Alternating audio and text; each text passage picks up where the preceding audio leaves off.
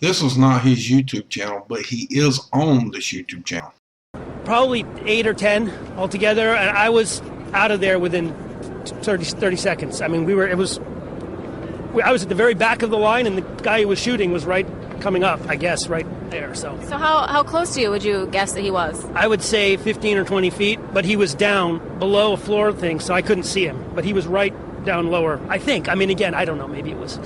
And it's just mass chaos. You know, I talked to you a few minutes ago. You said you're still pretty shaken up about this.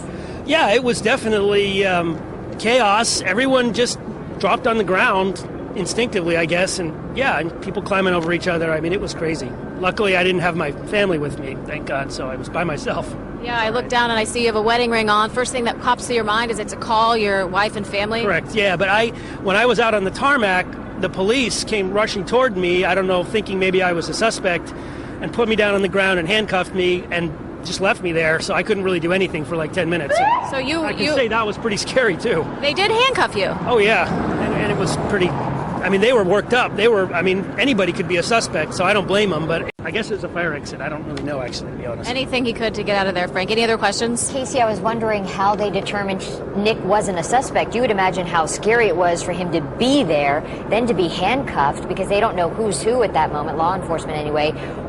How did that go when they finally released Nick and let him go back to a safe place?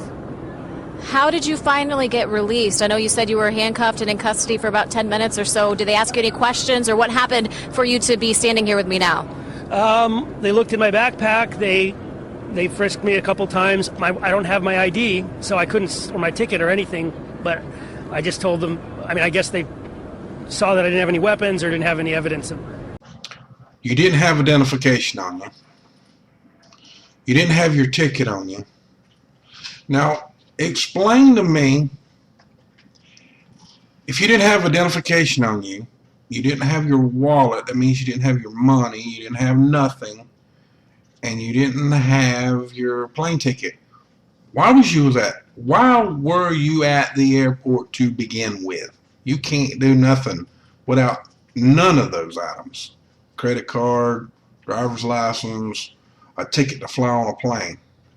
Really? Damn, the story just gets worse and worse, people.